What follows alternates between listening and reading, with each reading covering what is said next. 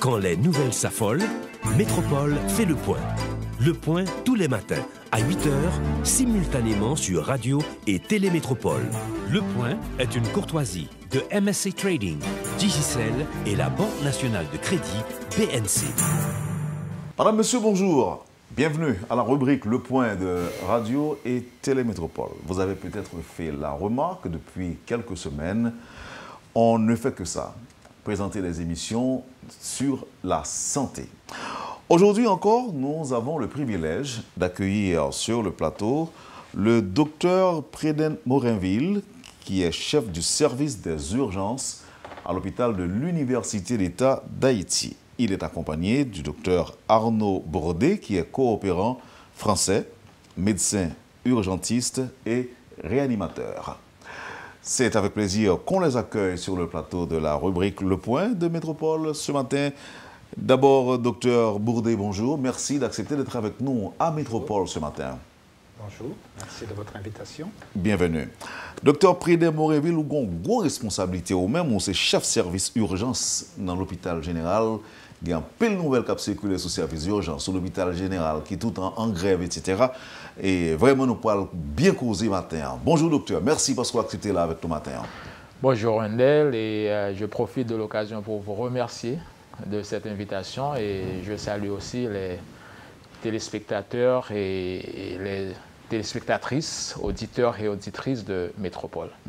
Vous recommandez, vous conseillez, si jamais quelqu'un a un problème, de se rendre à l'hôpital général, les soins d'urgence sont effectivement disponibles et possibles, quel que soit le cas? Malgré tout ce qui se dit, Wendell, malgré tout ce qu'on peut croire jusqu'à présent, c'est une réalité. C'est l'hôpital, bien entendu, quand il n'y a pas des situations spéciales comme les situations de grève, c'est l'hôpital de référence. Aujourd'hui? Et ouais, pour les cas d'accident, pour toutes les urgences médicales, c'est l'hôpital de référence. Parce que là, je pourrais vous dire une chose. Il y a la constance, la présence médicale. Et là, on ne va pas appeler les médecins pour vous une fois arrivés. Donc les médecins ils sont sur place. Il y a la compétence. Et je vais peut-être vous apprendre une chose. S'il y a la compétence, qu'est-ce qui manque? Je vais peut-être vous apprendre une chose. La plupart des médecins qui vont ailleurs, qui excellent dans des hôpitaux sont les médecins de service de l'hôpital général. Maintenant, il reste la disponibilité comme les intrants et les médicaments. Et c'est là qu'il faudra faire l'effort et bien entendu l'organisation. Il faudra organiser l'hôpital pour que ça marche. Mais c'est une réalité. Oui. Bon, on peut comprendre que le réflexe est là, mais comment me demander d'aller à l'hôpital général s'il y a toujours des problèmes? Parce que les résidents, quand ils sont en grève, ils ne font que ça, ils ne font que dénoncer le manque de moyens. Et bon, je ne veux même pas parler des conditions de travail, on a une petite idée. Est-ce que c'est parce que des médecins qualifiés sont affectés à l'hôpital général? Est-ce que c'est pour ça que vous encouragez les gens à s'y rendre s'il y a un problème? En fait, il y a un constat qu'on peut faire. Il y a seulement 2 semaines qu'on a réouvert les portes des urgences après une période de 3 mois, près de 3 mois de grève. Et hier, vous avez constaté l'affluence qu'il y a eu. C'est-à-dire que les gens se bousculent pour y aller. Les gens se bousculent. Et là, on était déjà à près de 120% de en général, ce sont des gens qui n'ont pas... qui n'ont pas les moyens. Qui n'ont pas les moyens. Oui, ça, on peut le comprendre. Mais par contre, ils ont quand même trouvé quelque chose. OK.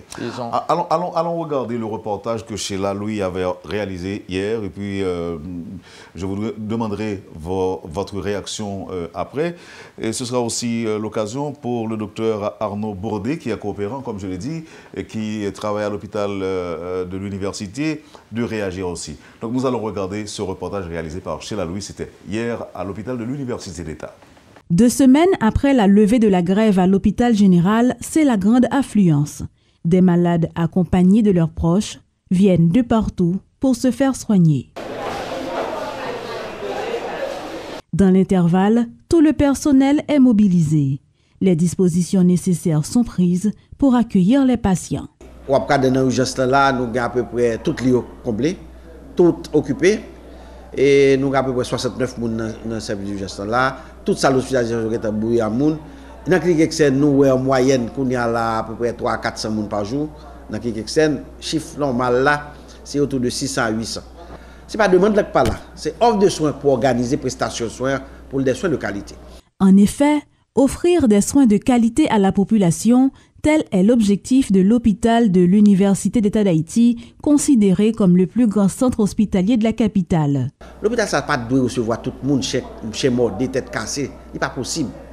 Sur l'hôpital de première référence liée, c'est cas spécialisé qui est devenu. C'est pour ça que le ministère de la Santé publique, dans le souci ça, mettez en œuvre ou ensemble en fonctionnement ensemble d'institutions périphériques, il y aurait les HCR périphériques, côté ou joindre Mon Repos, ou joindre Akacho 32, ou joindre Bedet. C'est l'hôpital ça a été venu couvrir avec ensemble de santé que tu gagné et ce matin 2 centre Portaléo Gane ou du Belay qui pour te prendre en charge monde dans la périphérie pour l'hôpital général te soulager. Donc, nous avons commencé à améliorer, de jour en jour, nous avons amélioré les soins. Pour y parvenir, il faut des ressources financières. Or, c'est ce qui manque. En conséquence, l'hôpital général ne dispose pas d'assez de médicaments ni de moyens pour fonctionner comme il se doit, déplore le docteur Mainville. Chaque jour, nous avons besoin au moins 15 bonbonnes d'oxygène pour le passer. Chaque jour, nous avons besoin ensemble X d'intrants en laboratoire, en radiologie, en imagerie en général, etc., en intrants pour prise en charge la même médicale, c'est-à-dire sérum, etc., gaz, coton, etc., tout ça nous avons besoin. Médicaments, etc. Dans 4,7%, nous autour de 7 milliards de gouttes comme ça, le ministère de la Santé publique gagne.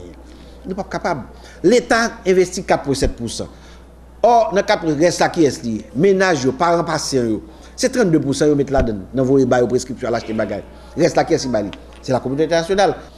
Or, là, je prends 2 exemples seulement. Un train pour laboratoire seulement, il est autour de 625 000 gouttes. Un train pour radiologie, 525 000 gouttes le mois. Donc, ouais, de ça, on a déjà comblé ça. Avec un si faible budget, l'hôpital ne peut pas être performant, reconnaît le responsable qui plaide pour une réforme du système de santé dans le pays. Maintenant, l'hôpital général n'a pas changer si une réflexion globale pas faite sur la réforme du système hospitalier. Et c'est cela et nous allons encourager les prochains locataires ministères et avec tout notre comité de santé que le Parlement gagne, que ce soit dans la Chambre basse ou dans la Chambre haute, pour une réflexion faite sur le système hospitalier, il faut le réformer parce que le système de santé n'a pas jamais remembré tant que le système hospitalier n'a pas. Voilà une situation qui exaspère des médecins de l'hôpital.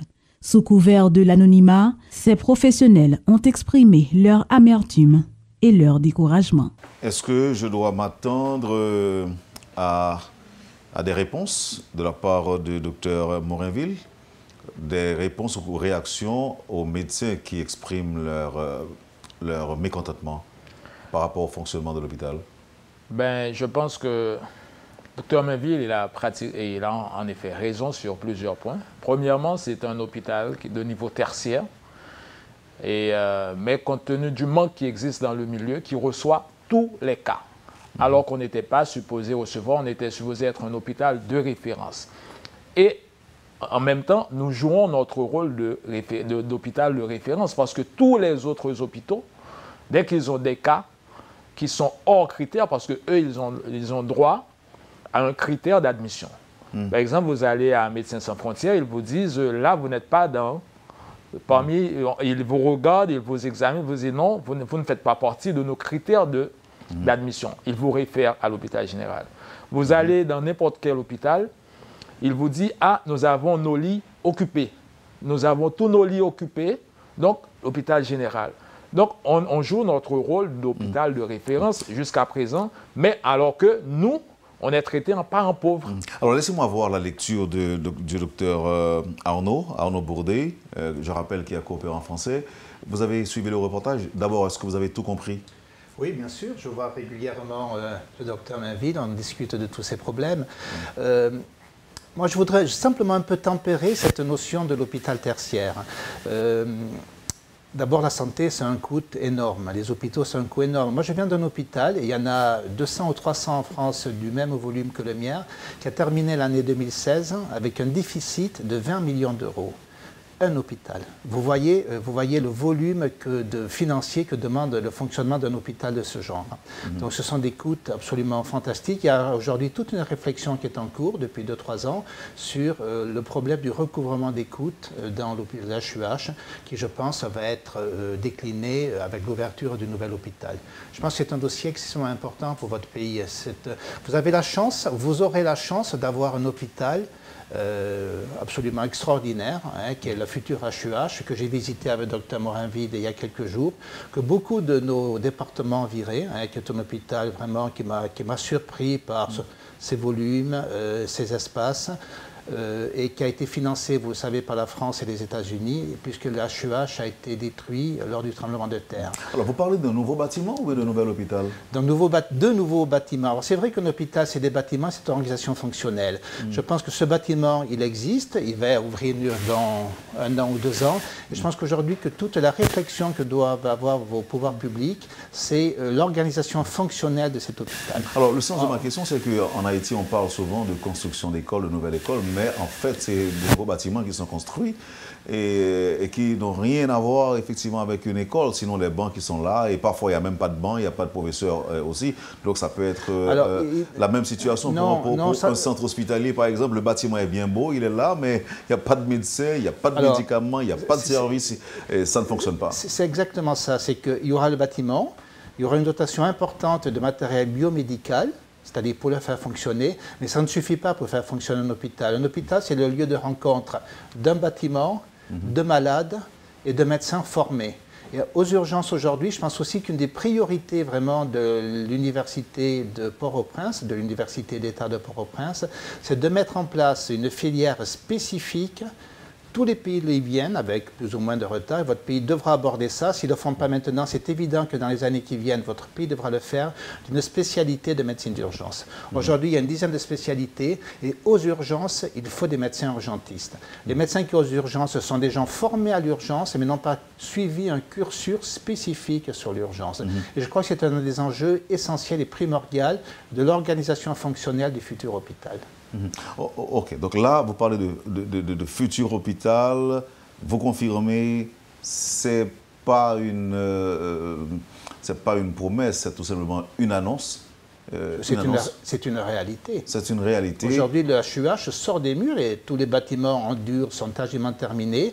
Il faut faire les finitions. À quand la remise de la clé Écoutez, là, je ne suis pas... entre 1 à 2 ans, peut-être 18 mois. Donc les travaux avancent. Fin 2018. Mi-2018. Mi-2018. On aura un nouvel hôpital...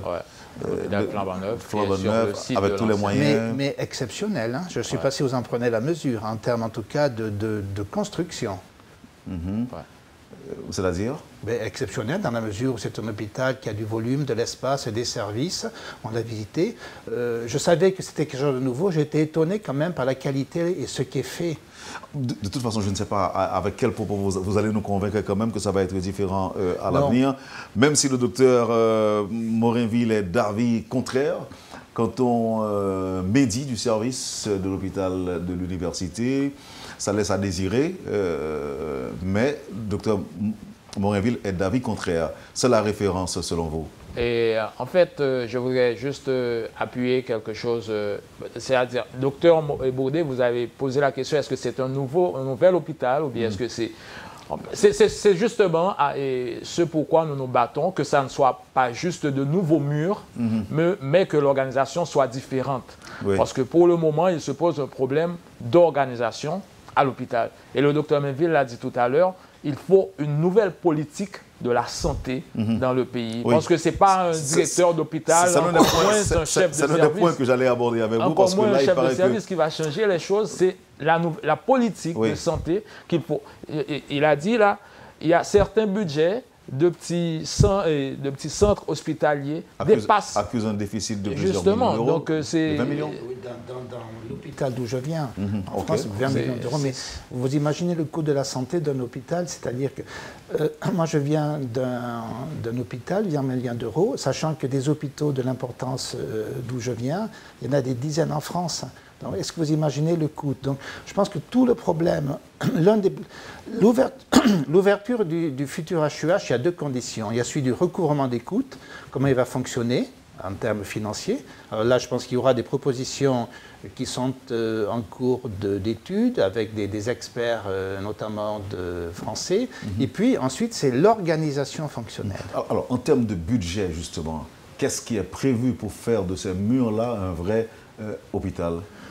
Alors, ce n'est pas qu'un budget qui fait un vrai hôpital, je vous dis. C'est vraiment plutôt l'organisation fonctionnelle qui va découler, si vous voulez, d'un budget.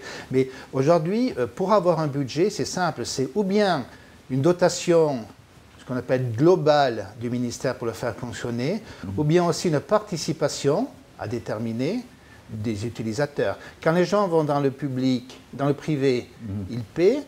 Aujourd'hui, à l'hôpital en France aussi, ils ont une participation à donner. Sachant que les gens qui sont indigents, il peut y avoir d'autres alternatives, des soins gratuits. Mais aujourd'hui, la santé, elle a un coût. Je ne dis pas que tout le monde doit payer, mais il est vrai qu'il faut qu'il y ait une participation, en tout cas d'une partie des patients, pour pouvoir accéder aux soins. Là, il y a aussi des études et des recommandations qui seront faites pour l'ouverture du nouveau HUH. Vous avez parlé tantôt, docteur Morinville, d'une vraie politique de santé. Pour avoir cette politique, il faut d'abord pouvoir faire de la santé une priorité. Qu'est-ce que vous suggérez? En fait, je pourrais prendre un exemple quand j'ai dit que l'hôpital général a toujours été traité en parent pauvre. Par exemple, on est au centre, si on prend l'exemple du carnaval, on est toujours au centre des événements. Mais par contre, des fois, même le circuit pour accéder à l'hôpital n'est pas respecté. Il y a même des professionnels, c'est-à-dire tout se fait, les activités s'organisent, mais quand il y a les urgences, on nous vient. Tout le monde, par exemple, quand il y a eu l'histoire de barricades, cet incident regrettable, on a reçu tout le poids de cet accident, mais avec nos faibles moyens. Alors que nous, on n'était même pas impliqués dans les choses. C'est les choses qui se font à part. Donc, je voulais juste vous dire dans ce sens que, comme a dit le docteur Bourdet, il faut un budget raisonnable pour un hôpital. Par exemple, on ne peut pas être dans un hôpital et prescrire des gants propres, parce que c'est la première chose dont on aura besoin pour toucher un patient, c'est des gants. Donc, quand vous êtes dans un service, vous n'avez même pas les gants, ou vous attendez que le patient traverse la rue, que les parents... Mais qu'est-ce qui s'est passé? Eh bien, justement, parce qu'il n'y a pas le budget qu'il faut. Est-ce que le montant alloué est épuisé, ou bien ce n'était pas assez, c'était insuffisant? C'est pourquoi vous êtes arrivé à court d'argent ou de stock? Mais justement, on doit faire des ajustements. L'hôpital c'est un hôpital qui date par exemple, de l'occupation américaine, qui avait une population qui était conçue pour une population de tels chiffres. Maintenant, cette population, elle a peut-être doublé ou bien triplé. Environ 2 millions. Mais quand même, c'est ce même hôpital et qui a encore été affecté lors du tremblement de terre, c'est-à-dire des services ont été amputés de pratiquement de la moitié de leur capacité.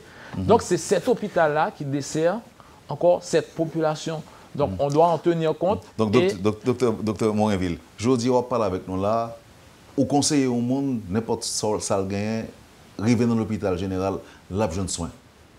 Avec les faibles moyens. L'a besoin de soins quand même. Je persiste à le dire, avec les faibles moyens, dès qu'il n'y a pas de grève, les résidents sont là, ils appellent, ils sont toujours en contact avec les médecins de service. Ils pourront faire c'est-à-dire avec leurs faibles moyens. Mais je ne veux pas dire qu'ils sont à même de vous faire une chirurgie cardiaque ou bien une chirurgie thoracique dans l'immédiat. Si on n'a pas les moyens, on va pas vous fausser dans ce sens.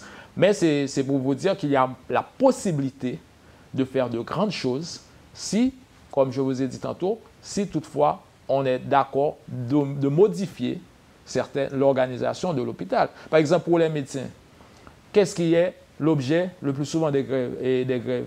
Vous avez des médecins qui sont quasiment absents. On reproche les médecins d'être absents. On pense qu'un médecin peut donner 40 heures de temps maintenant pour un salaire de 24 000 gouttes. 24 000 gouttes divisé par 70, c'est combien ça fait? Donc là, on paie des médecins justement pour passer à l'hôpital, mais pas pour venir travailler. Mais si on veut résoudre ce problème, on va tout simplement nommer des médecins et des médecins qui vont travailler à plein temps à l'hôpital. Donc là, vous êtes sûr, on va aussi faire, peut-être là, on ne va pas faire des investissements énormes, parce qu'il y a le futur hôpital qui arrive, il y a des achats qui ont été faits pour de nouveaux matériels. Donc là, on est dans une phase transitionnelle. Mais une fois qu'on sera dans le futur hôpital, il faudra qu'on ait du personnel présent.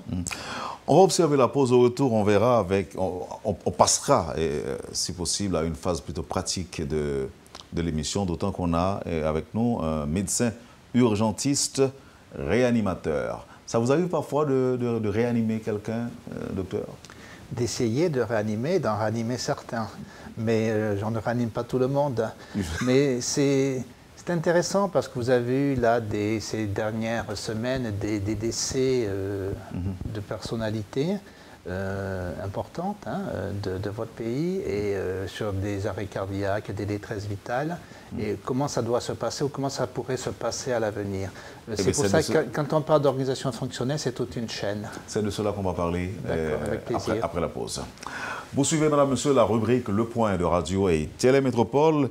Le docteur Prédé Morinville, chef du service des urgences à l'hôpital de l'Université d'État d'Haïti. Le docteur Arnaud Bourdet, coopérant français, médecin urgentiste réanimateur, est avec nous à la rubrique. On vous revient tout de suite après la pause. Le Point est une courtoisie de MSC Trading, Digicel et la Banque nationale de crédit BNC. Merci, madame, monsieur, de votre patience et de l'intérêt. À la deuxième partie de cette émission, abordons avec nos invités la problématique des urgences en Haïti, d'autant qu'on a le chef du service des urgences à la HUEH.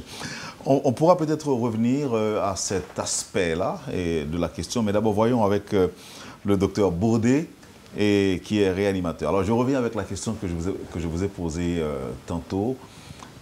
En tant que réanimateur, la question était de savoir, est-ce que vous avez réussi à réanimer des gens, puisque c'est votre profession? Heureusement. Votre formation? C'est ma formation, c'est mon travail de médecin. Alors, d'abord, qu'est-ce que c'est que la réanimation? On pourra en parler. Mais bien sûr, aujourd'hui, la médecine d'urgence est faite pour prendre en charge les urgences vitales. Et il y a toute une logique dans nos pays, mais qui devra se décliner, alors pas du jour au lendemain dans votre pays, ça ne sera pas fait par un coup de baguette magique, mais je pense que votre pays doit aujourd'hui aborder une nouvelle approche, une nouvelle logique de la médecine d'urgence. Qu'est-ce que c'est que la médecine d'urgence? La médecine d'urgence, c'est d'abord des médecins urgentistes, formés, diplômés, reconnus comme spécialistes et par leur pairs et statutairement, ce que souhaitait à juste titre le docteur Morinville. On en a beaucoup ici, docteur Morinville? Il y a une formation qui a commencé il y a deux ans, je crois, à Mirbalais.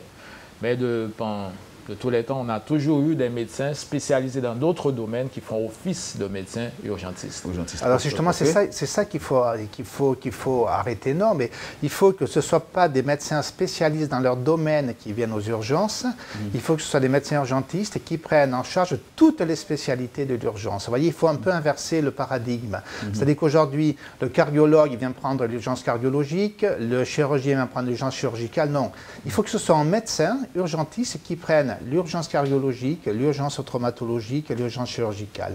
Ça se fait dans tous les pays et ça se fera obligatoirement un jour en Haïti. Et ça passe par la formation essentielle des hommes. Est-ce qu'on y pense, docteur? Oui, bien sûr. Bien sûr, c'est peut-être l'une des raisons de ma présence. En tout cas, je pense que c'est la recommandation forte qui est faite à vos autorités. Elle est essentielle. C'est la mise en place d'une spécialité spécifique en médecine d'urgence. Alors après, la médecine d'urgence, c'est quoi? C'est une filière. C'est la prise en charge du patient en détresse vitale de son domicile par une équipe médicale, ce qu'on appelle le SAMU en France, l'arrivée à l'hôpital, la priorisation de sa prise en charge, qu'il n'attende pas au milieu de tout le monde, le plus grave en premier, celui qui est le moins grave en dernier, c'est ce qu'on appelle l'accueil et le tri. Ensuite, on le confie à un médecin urgentiste, où il est traité au niveau des urgences, et quand il va bien, eh bien, il est dispatché dans un service d'aval. C'est toute cette filière qui doit être mise en place.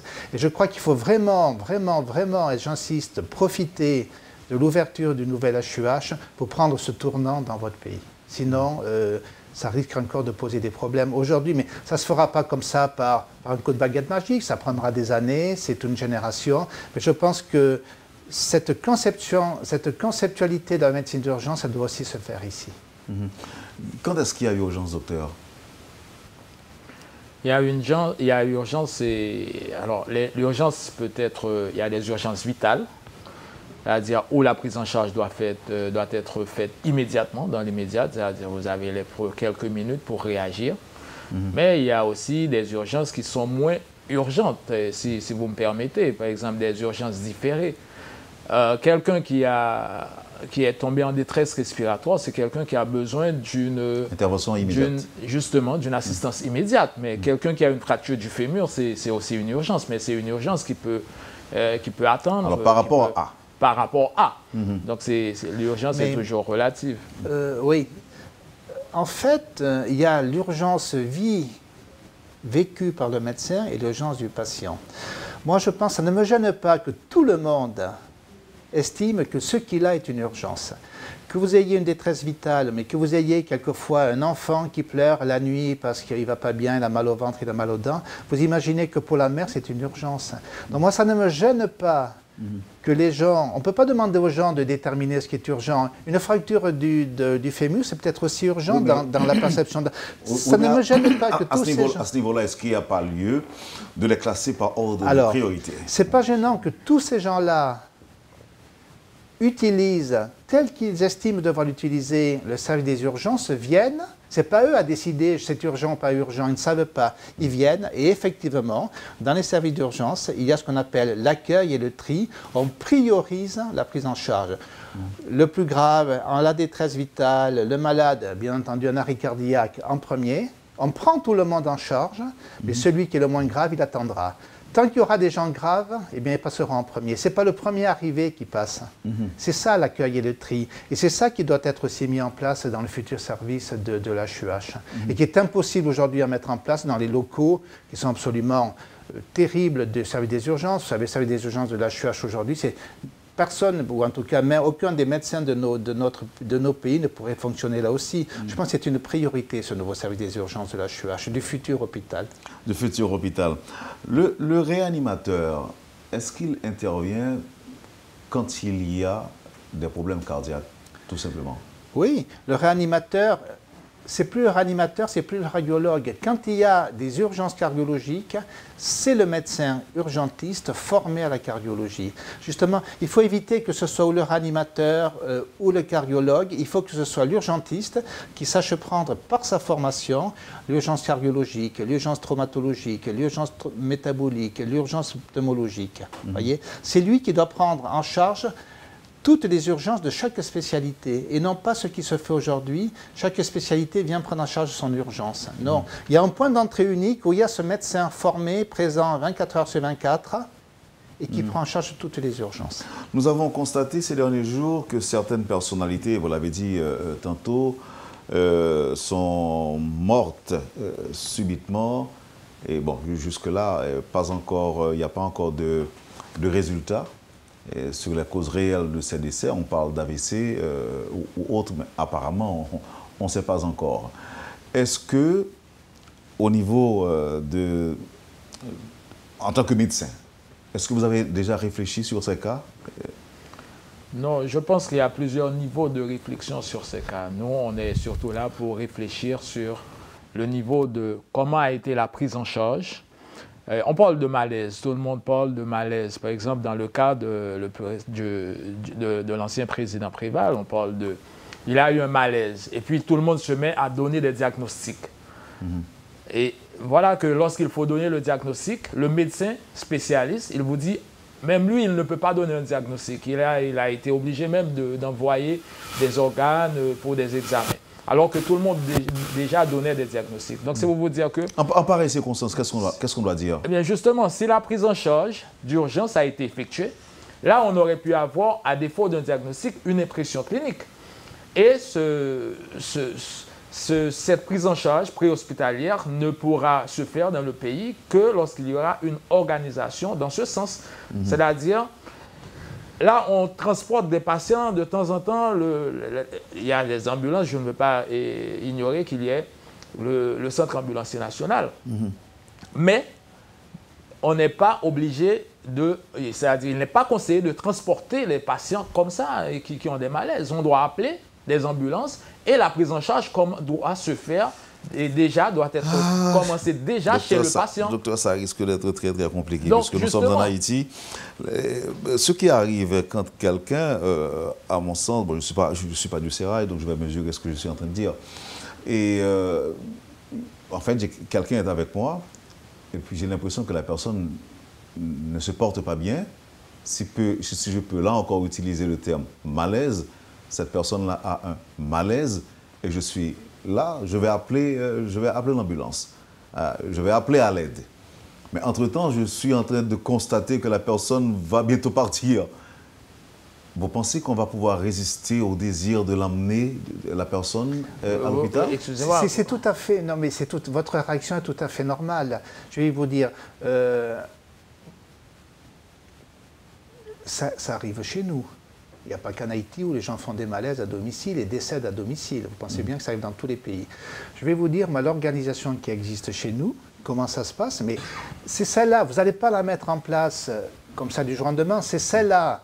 Il ne faudra pas toujours dire en Haïti, ce n'est pas possible. En Haïti, un jour, ça sera possible aussi. Qu'est-ce que vous allez devoir mettre en place comme organisation? Et qu'est-ce qui se passe chez nous? Eh bien, quand vous avez le malaise, et on ne sait pas très bien ce que ça veut dire, le malaise, c'est un mot très, très... Oui, difficulté respiratoire. Oui, ça n'a aucune importance. On ne vous demande pas, vous, de faire des diagnostics. Vous appelez un numéro, et ce numéro, il existe en Haïti déjà. Vous appelez un numéro, et dans notre pays... Est-ce que ce numéro fonctionne? Ce numéro fonctionne. Le 116 fonctionne. Le 116 fonctionne. Non, là, il faut le répéter à plusieurs reprises. Il y a un numéro 116 et un numéro d'urgence qui existe. Si on est malade, si on se sent pas bien. Comment il faudra l'améliorer, ce numéro? Quand vous êtes en France, aux États-Unis, en Espagne, au Portugal, dans n'importe quel pays, vous faites un numéro. Vous allez tomber sur quelqu'un qui va vous passer un médecin. Ce médecin va vous poser des questions. Va vous dire, c'est grave, c'est pas grave, c'est moyennement grave. Et en fonction d'un interrogatoire qu'il va faire, il va vous dire, vous l'amenez à l'hôpital, je vous envoie une ambulance, avec un médecin. Et à ce moment-là, le médecin vient, c'est ça la médecine d'urgence, vient à domicile, en urgence, avec pimpon, pour prendre en charge ce patient. C'est ce qu'on va avoir, docteur, ou bien ça existe déjà en Haïti? Non, ça n'existe pas. Ça n'existe pas. Jusqu'à présent, on a le système ambulancier pour le transport. Mais il n'y a pas que le transport. Il faut qu'il y ait une prise en charge. En parlant de transport, justement, docteur, combien de temps on va mettre pour arriver avec les embouteillages monstres? Justement, c'est ce que vous dites, docteur. Déjà au téléphone, on vous dit plus ou moins ce que, en tant que... Vous croyez qu'il n'y a pas des embouteillages à Paris?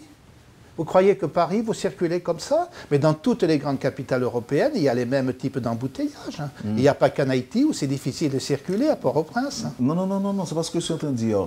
Mais il y a aussi le respect des règlements, tout ça. En Haïti, n'importe qui passe la sirène pour circuler, ce qui fait que n'importe quel automobiliste va prendre son temps avant d'accorder la priorité à un camion pompier, une ambulance et autres. Chez vous, c'est pas pareil. Non, mais dites-moi, ça a été comme ça aussi chez nous. Ne pensez pas que nos services d'urgence, ils fonctionnent bien maintenant. Mais moi, quand j'ai commencé les urgences il y a une trentaine ou une quarantaine d'années, les gens venaient, mouraient aux urgences parce qu'ils n'étaient pas bien pris en charge. Et que tout ça...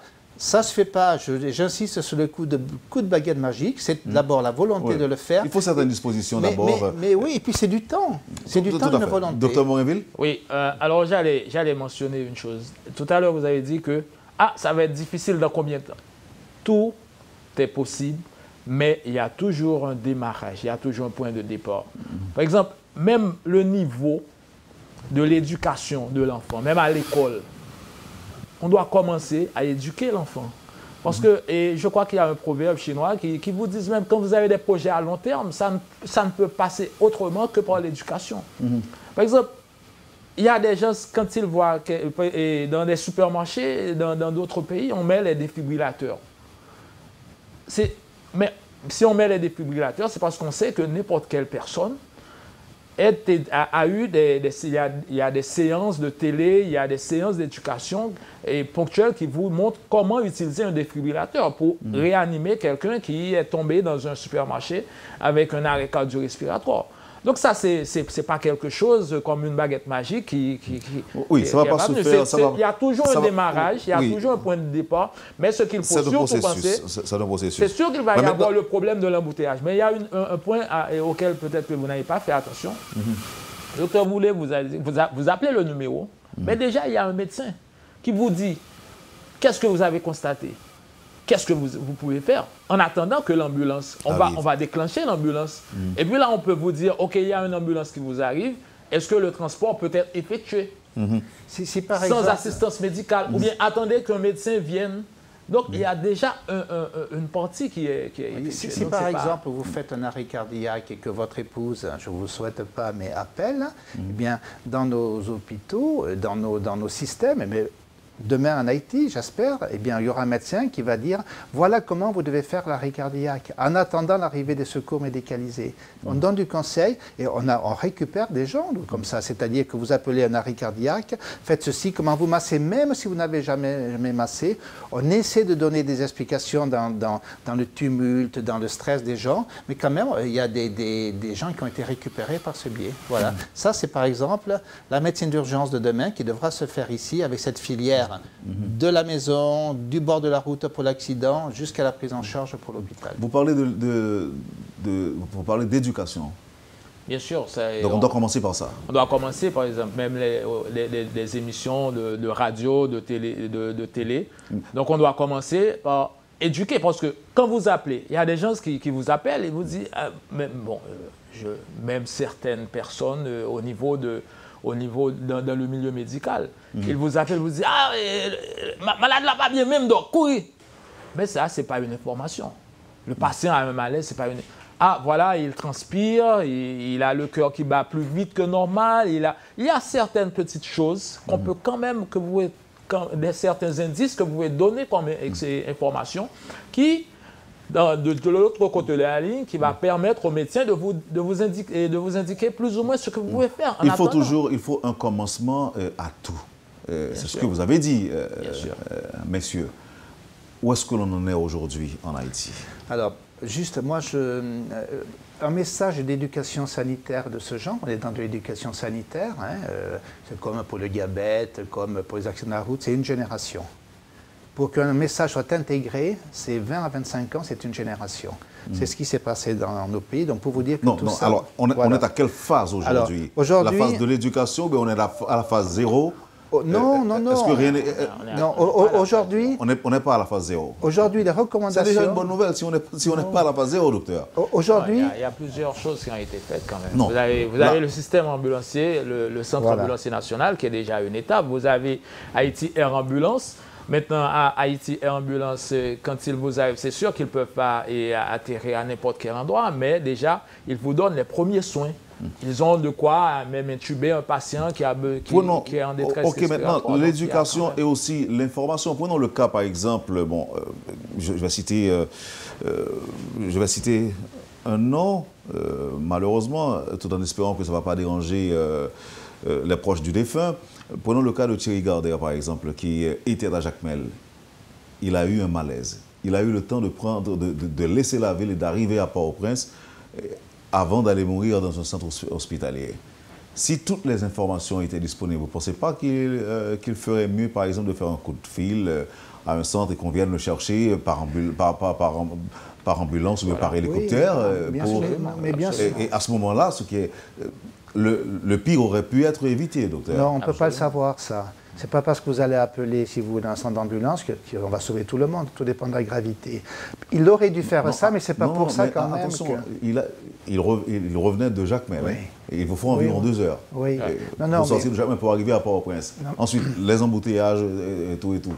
Non, mais bien entendu, mais on a aussi quand même le droit, malheureusement, d'avoir des pathologies graves. Et ce n'est pas parce que chez nous, vous appelez des systèmes performants que vous allez non plus être sauvé à tous les coups. Qu'est-ce qu'ont les gens? Ça peut être extrêmement grave. On peut mourir d'un accident vasculaire, on peut mourir d'un infarctus du myocarde, même en ayant appelé un centre performant de secours. Donc peut-être qu'il serait aussi décédé, tout dépend de la pathologie, de la gravité qu'il a. Aujourd'hui, il y a des atouts déjà en Haïti. Il y a le centre d'ambulance qu'il va falloir sûrement un peu améliorer. Il y a le futur hôpital. Je pense que s'il y avait 2 ou 3 priorités pour l'avenir, votre futur gouvernement, j'en sais rien, c'est la formation en médecine d'urgence. Je crois que celle-là, elle est incontournable. C'est un travail sur l'accueil, le tri, la priorisation du futur hôpital. Et c'est d'arriver à ce qu'il y ait une vraie appropriation des médecins urgentistes de leurs services et que ce ne soit pas que des gens qui viennent faire des consultations aux urgences. Et ce n'est pas nécessaire de passer par une réforme en profondeur du système de santé? Non, bien sûr pas nécessaire. non, du tout. En matière de prise en charge d'urgence, non, je pense que c'est nécessaire de plus ou moins orienter une politique d'urgence dans le pays. C'est-à-dire, on a démarré, mais on doit quand même le définir un peu mieux. OK. Là, on parle de réforme du système de santé, on parle de politique publique de santé. Par où doit-on commencer si la réforme n'est pas trop importante? Non, mais ça ne peut pas être non plus, une politique de santé ne peut pas être que sur les urgences. Je veux dire qu'on peut comprendre que votre gouvernement, comme n'importe quel gouvernement, doit continuer à faire de la santé primaire, les mères, les vaccinations, etc. Ça ne peut pas être tout ciblé sur les urgences, parce que la prévention reste quand même le meilleur moyen de la médecine. Il vaut mieux prévenir que guérir. OK. Par contre, il faut... Alors, excusez-moi, docteur. Donc, aujourd'hui, pour sauver le plus grand nombre de gens possible, ce que l'on fait, on renforce ce qu'on a comme structure. Oui. Ouais. On renforce les structures, on informe, on sensibilise. On met en place la spécialité de médecine d'urgence. Je pense qu'aujourd'hui... Non, mais par où commencer? Mais je pense que l'ouverture du futur HUH, qui va être l'hôpital de référence du pays, peut être vraiment le modèle de ce qu'il faudra faire peut-être dans les années qui viennent ailleurs. Alors, qu'est-ce qu'il faut faire à l'HUH? C'est faire une organisation fonctionnelle meilleure dans le futur service, c'est de mettre en place, que l'HUH et la faculté de médecine d'État mettent en place la spécialité de médecine d'urgence et qu'il y ait au niveau des urgences, une organisation fonctionnelle qui fait qu'il y ait du tri, il y ait une présence médicale 24 heures sur 24 de médecins formés, qu'il y ait des médicaments et qu'il y ait du matériel. Voilà. Si déjà ça est fait, c'est une révolution. J'ajouterais aussi qu'il faudra qu'il y ait une coordination entre les différents services d'urgence aussi.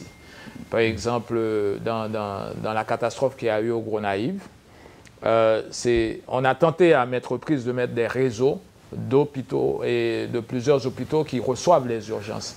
Mais on doit renforcer ce réseau et coordonner les choses. C'est-à-dire qu'il y ait des contacts permanent entre les centres de transport et médicalisés et les centres des urgences et que quand il y a de ces événements-là, que l'action soit coordonnée. Par exemple, moi j'ai vécu à l'hôpital général où je suis là depuis 5 ans, des événements, des catastrophes. Vous vous rappelez l'histoire de Delma 33 devant la télé. C'est-à-dire, il n'y a pas eu de coordination. Tout le monde se sont roués sur le lieu de l'événement, les officiels, la police, et tout. Tout le monde est arrivé en même temps et puis personne ne coordonne. Alors, donc là, c'est tout ça qu'il faudra plutôt renforcer, les pompiers, la police, les hôpitaux. Entre communication et réaction, le centre que vous dirigez, docteur, le service que vous dirigez à l'hôpital général dispose de quoi? Ben là, plusieurs numéros de téléphone? Là, on a un numéro, mais le plus souvent, il m'appelle. Mais quand je ne suis pas là, ça ne marche pas. Mais on a un numéro, des fois, qui est fonctionnel.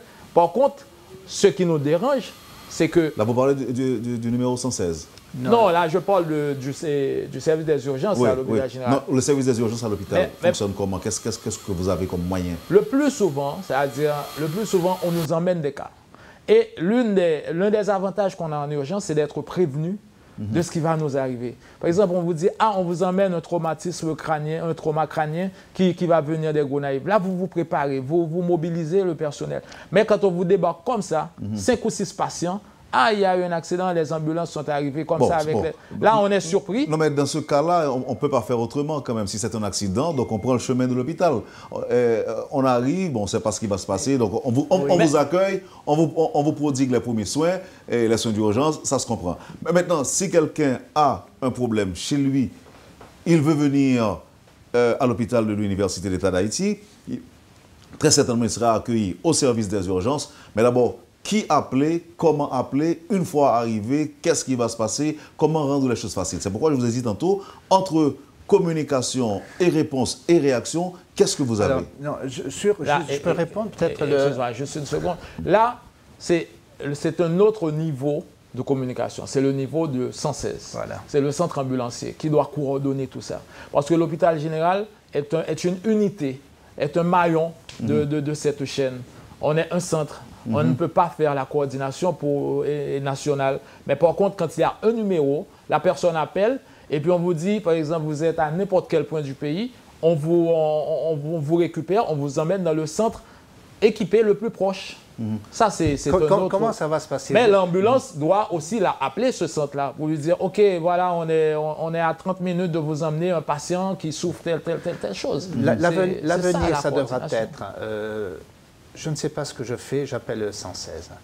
Le 116 va vous envoyer une ambulance ou bien chaque fois, mais dans l'avenir aussi, ça prendra des mois et des années, ou bien quand vous allez vous-même décider d'amener quelqu'un à l'hôpital, vous appelez le 116 et le 116 va vous dire vous allez à tel endroit et je les préviens. C'est comme ça que ça devra se passer. Le 116 doit être le moyen de centraliser toute l'information et de prévenir les hôpitaux de l'arrivée de patients pour se préparer, que ce soit à Jacmel, à Gonaïves, à la HUH. C'est comme ça que ça devra se passer. Et il faut qu'au 116, il y ait un médecin constamment qui écoute et qui analyse l'appel et qui oriente. Merci, messieurs. Merci, Dr Morinville, Dr Bourdet. C'était un plaisir de vous avoir ce matin à la rubrique Le Point. Mais je ne vous laisserai pas partir sans revenir sur le nouvel hôpital.